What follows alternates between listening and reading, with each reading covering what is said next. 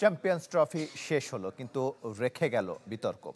পাকিস্তানের টুর্নামেন্টে পাকিস্তানে উপেক্ষিত হয়েছে ফাইনালের মঞ্চে। পিসিবির কোনো কর্মকর্তাকে আমন্ত্রণ জানায়নি আইসিসি।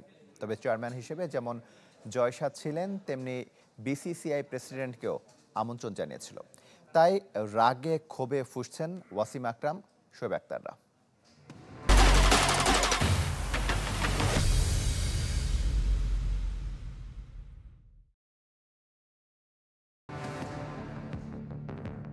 পাকিস্তানের টুর্নামেন্ট অথচ পাকিস্তান নেই, ফাইনাল হয়নি নিজ দেশে, ফাইনালে উঠতেও পারেনি দল। তাই বলে পুরস্কার বিতরণী অনুষ্ঠানে কেন উপেক্ষিত থাকবে পাকিস্তান? আইসিসি চেয়ারম্যান জয় শাহ তুলে দিয়েছেন চ্যাম্পিয়ন্স ট্রফির চ্যাম্পিয়ন ট্রফি। সবার আগে তা নজরে এনেছেন পাকিস্তানের সাবেক পেসার শোয়েব আক্তার। আমি খেয়াল করলাম পাকিস্তান ক্রিকেট বোর্ডের কেউই নেই মঞ্চে, অথচ পাকিস্তান টুর্নামেন্টের স্বাগতিক। আমি কিছুই বুঝলাম না।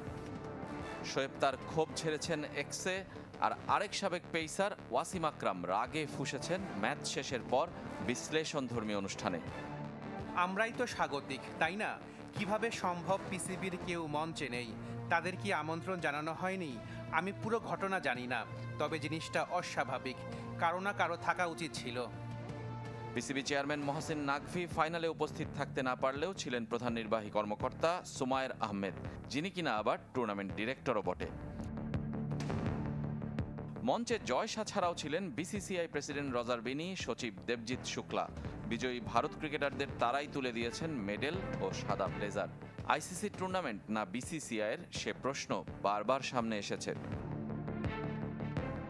তবে আইসিসি মুখপাত্রের বরাত দিয়ে ভারতীয় সংবাদ মাধ্যমগুলো জানিয়েছে, শুধুমাত্র বোর্ডের শীর্ষ কর্তাকেই আমন্ত্রণ জানায় আইসিসি। পিসিবি চেয়ারম্যান না থাকায় তার উপরই দায় চাপিয়েছে সংস্থাটি।